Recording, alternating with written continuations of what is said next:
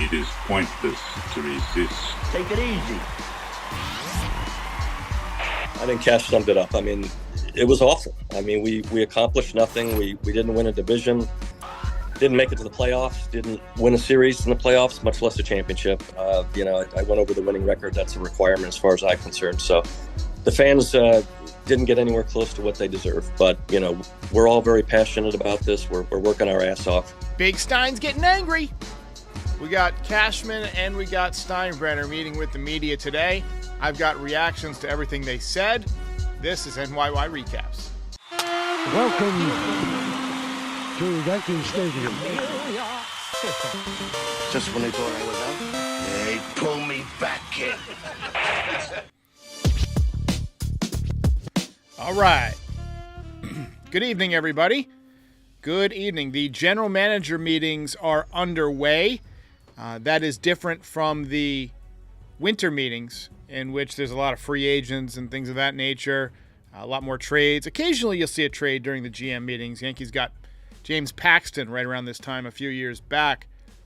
But today was more notable because we finally got the year-end press conferences from both Hal Steinbrenner and Brian Cashman, and I'll react to those in just a second. Hal Steinbrenner met via Zoom, and Brian Cashman met with reporters outside of the building in the parking lot, surrounded by a gaggle, as they say.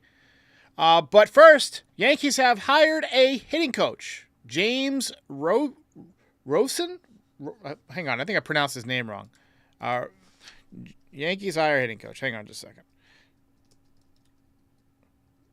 James Rowson, Rowson. So he was with the Tigers. He was with the Marlins. I don't know a lot about him. I heard Eric Kratz talk about him today, said he's a good guy, said he was part of that group in the minor leagues that was coming up with Gary Sanchez and Aaron Judge and Greg Bird, and understands that side of the hitting philosophy. Apparently he's seen as kind of a blend between analytics and traditional approaches, and more notably, he's got a good rapport with both Aaron Judge and Giancarlo Stanton. So welcome aboard to James. Hello, everybody. Got some people joining. Hello to J-Cam. Hello to Kathy. Hello to Lori C. All right, let's begin with Hal Steinbrenner. So he spoke this afternoon around lunchtime. And as usual, as is par for the course for him, he talked very fast and very animatedly, but really didn't say a lot. Really didn't say much at all. He said that the Yankees' performance was completely unacceptable. He confirmed that Aaron Boone will not return as manager next season, which should not come as he confirmed that will return as manager next season, which should not come as a surprise to anyone who's been following all along. That's a little Freudian slip there. I would not have had Aaron Boone back. But, this internal audit, as they call it, it's more of like a partnership, he said, with an analytics firm, and they're kind of, studying the numbers, studying how this firm does the numbers. He talked about how he asked, people on staff about whether or not Aaron Boone should come back. He asked Omar Minaya. He asked Brian Sabian. He didn't mention Brian Cashman, by the way. He asked Nick Swisher for some reason. I don't get that one. I guess Nick Cage wasn't available. What the hell does Nick Swisher know? He asked Andy Pettit. And they elected to keep Aaron Boone. He said that the team held meetings in August. And this was funny. I got a kick out of this. He said, "We held meetings for 3 straight days for 8 hours all day long." And he made it sound like it was this big, huge task to have 3 8-hour days in a row. No holds barred. Everybody's speaking truthfully and saying what they mean. And we sat in a room together and... Come on. That's what everybody's job is like. You basically had 3 work days in a row, and you're proud of this? I'm the guy who does his job. You must be the other guy. Way too vague, as Frank says. It was very tough to watch. And again, he's a guy that seems a little bit delusional to me. Joel Sherman posted as much. He said, there were promises of big changes, right? There were promises, we're going to make all these big changes. And so far, you've replaced a hitting coach that left voluntarily, and that's it, and hired a consulting firm. That's it. To me, that's not doing enough at this point. You're already behind the 8 ball, as is standard with this team. There's already teams out there making trades, re-signing players, picking up options. The Yankees have done none of this. They are quiet. Come on, let's make it snappy. Ron B says, what a joke. What a joke. I agree. They seem very unserious. Some other major takeaways. Aaron Boone wants to bunt more, he says. Well, just prepare the fucking Canyon of Heroes. We're going to bunt more. Come on. He said that they plan to try and improve the offense this winter. Well, I would hope so. You were on par with the Oakland Athletics in terms of offensive production. And they were basically losing on purpose. Worked for 3 days. Come on. So one quote that I did find interesting was he said that finishing above 500 wasn't an accomplishment. It's a requirement. And that feels like, hey, if they had finished under 500, well, then there'd be changes. Then we would have cleaned house. That's a difference of a couple of games, a couple of bounces here and there. But to say that this team only needs slight tweaks here in terms of its management, in terms of the people behind the scenes, well, to me, that's just delusional. He also said that a team shouldn't need a $300 million payroll to win, which I agree with, by the way. But that's what happens when you have a bad GM. You spend money for bad performance, which is why I believe that Brian Cashman should be on a much hotter seat than he appears to be on. Now, we'll talk about Brian Cashman in a second, but I still contend that George Steinbrenner should have fired Cashman and cleaned house after they blew that 3-0 series lead to the Red Sox in 2004. So many of those people are still there after the biggest failure in baseball history, and now you're even using it as motivational in the 2022 playoffs. They watched clips of the Red Sox coming back. It's absolutely unbelievable to me. Ron B says Cashman Hal should be run out of town. I wholeheartedly agree.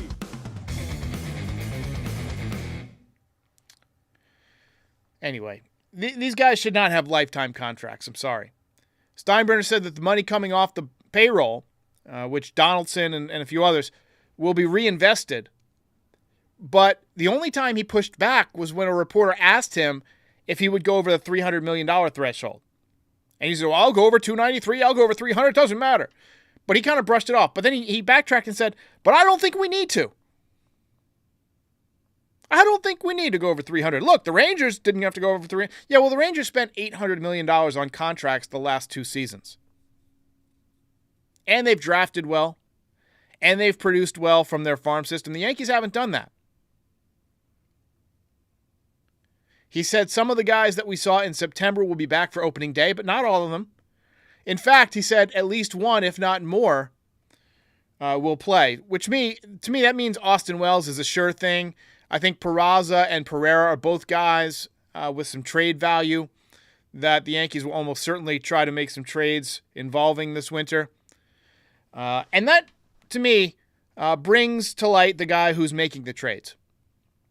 Brian Cashman, who we have got to talk about. Cashman completely, just now, obliterated any hope I had for this offseason. I was hyped. If you guys watched the show yesterday, I was hyped going into this offseason. And he just obliterated it. He said, quote, I think we're pretty effing good personally. What? pretty good. You just missed the playoffs.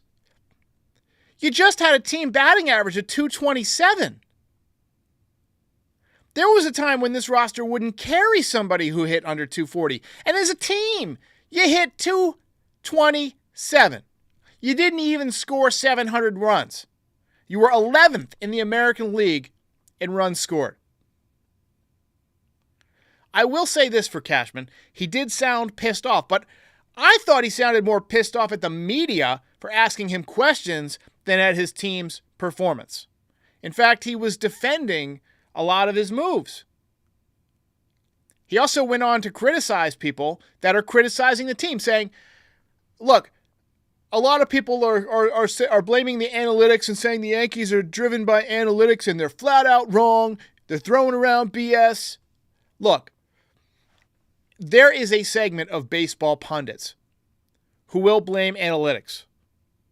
And there's a segment of fans that have heard this claim and repeated it themselves and created kind of an echo chamber.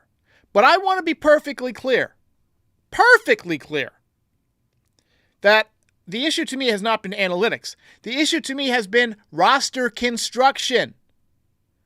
The guy making the decision to bring in Josh Donaldson is the problem. The guy saying, we don't need Bryce Harper. That's the problem. The guy saying, let's pass on Corey Seager. He's a problem.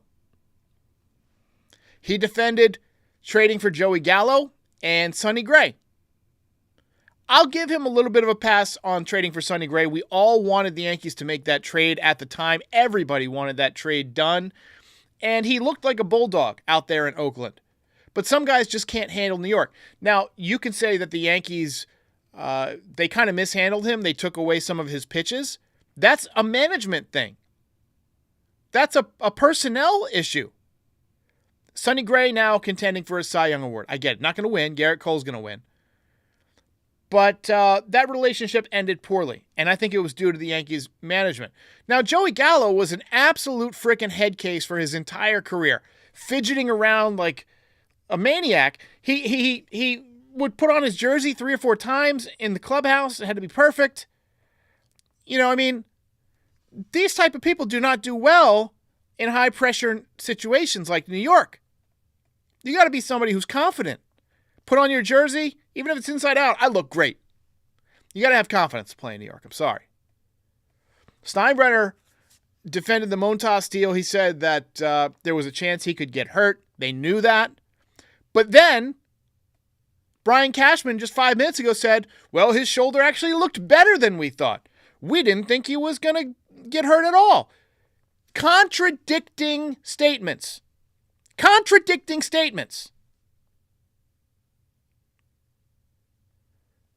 And you know what? They traded for him anyway, even though he had just come off the IL with a shoulder problem and he broke. As Cashman so eloquently put it. You know who else they traded for that was hurt?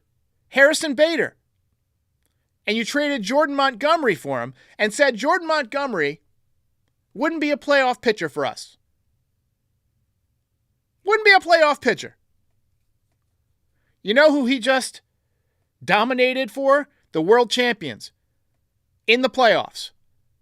Helped lead them to a World Series. You didn't hear those guys defending that move today.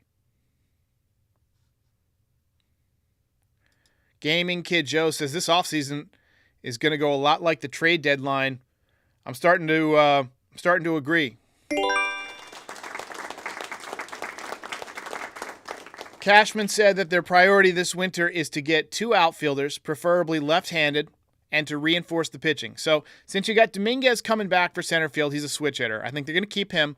To me, that says they're either going to trade for a left fielder like Soto or sign Bellinger and pick up probably Kevin Kiermaier. In fact, I think that's going to be the first move they make because they've already been linked together. Kevin Kiermaier as your center field stopgap until Dominguez is back, which I'm actually okay with. He's a defensive stud. Yeah, he might get hurt, but he's not going to cost you a ton of money. It's a 1-year deal, no commitment. And I like him. He plays hard. He's a good player. He's had injury problems, which the Yankees will rightfully get criticized for signing another guy who's had injury problems when they sign him. But you don't need him to start the whole season, and you're not giving him a 5 or 7 year deal. You're going to sign him to a 1-year deal and hope that he gets you through till July without getting hurt, and then Dominguez can take over. That's what I anticipate will happen with Kevin Kiermaier. And they're going to sign one pitcher or trade for one pitcher. That means Yamamoto, Montgomery, Corbin Burns, Blake Snell. All of these guys have to be considered on the table. I think Michael Lorenzen just threw a no-hitter is on the table. But I guess we'll see. Izzy U says we need a gem like Chris Young. Absolutely. Hey. Chris Young did a hell of a job with the Rangers. But you know what? They spent money. And look, the Yankees have spent some money. They spent on Aaron Judge last year. They spent on Carlos Rodon. So, I'm not going to kill them for the moves they made last year, but I will crush them for saying, we're not done. They knew they didn't have enough. They knew it. Don't let them say they didn't know it. Don't let them say they thought they were strong enough to win it all, because they knew they didn't have enough. That's why they said, we're not done. But you know what? They were done. Except for, Willie Calhoun and Jake Bowers and some other non-roster guys that you signed in spring training. And once again, we're seeing the preliminary sort of, procedure that the Yankees have, where they come out and they say a bunch of stuff that really means nothing, contradictory in a lot of ways, and they say what their priorities are, but they also backtrack and say how hard it is to get these guys. And look, I feel like they will make some moves this year, because you cannot run back an 82-win team. But you've got to be more aggressive. You have got to put your foot on the gas. And that's one of the reasons that I support replacing Brian Cashman, replacing his entire front office. Imagine a team of the best young executives, the best young baseball people, all trying to make a name for themselves, and they got a $300 million budget. Imagine what that looks like. Imagine what a front office staffed by mostly Rays and Dodgers personnel, the youngest and the best and the brightest, imagine what they would do with the Yankees payroll. Let's take some comments here. Larry Marshall says, and why did they make those trades? Analytics. So no, they're not driven by analytics, but analytics are in the front seat giving directions. Bing. Look, the roster construction has just been awful for a long time. Dr. Hitskin says most wanted Gallo. Well, most fans don't know what the hell they're talking about. This is a guy who was striking out at an unbelievable rate. And most of the people in this chat, most of the people that join this channel were saying we don't need more strikeouts. I don't recall whether or not, I think I was kind of on the fence, because I wanted the power. I wanted the threat, because I knew we needed a left-handed hitter. But it's like being so thirsty that you'll drink seawater. You know it's going to kill you, but you need it. The Yankees needed a left-handed bat because they passed on other obvious moves. They should have frickin' signed Bryce Harper. They should have considered Corey Seager. But they continue to pass on the obvious moves. Ian says, they'll make moves. There are too many worthwhile free agents out there to get. Question is, will it be enough? And Dr. Hitskin says, should have more of a sense of urgency.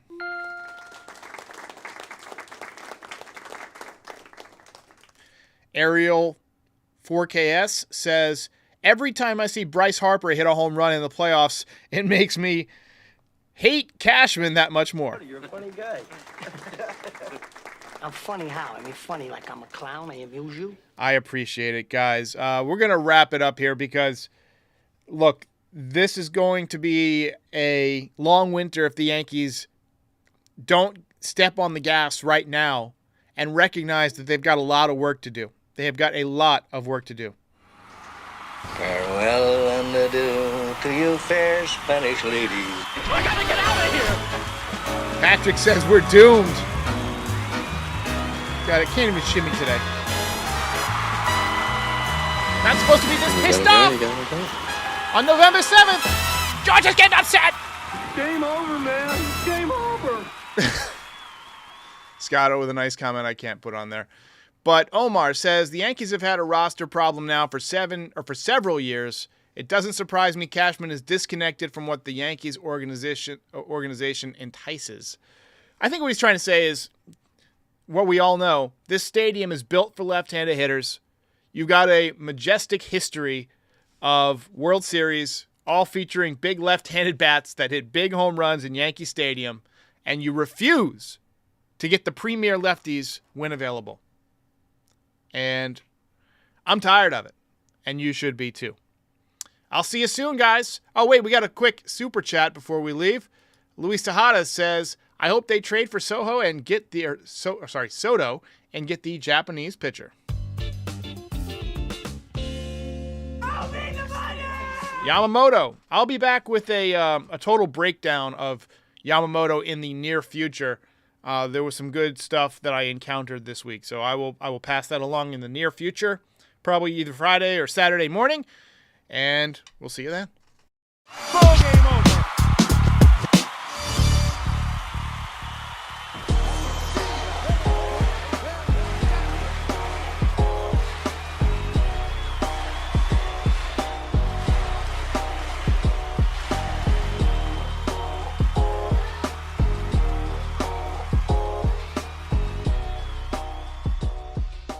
Most impressive.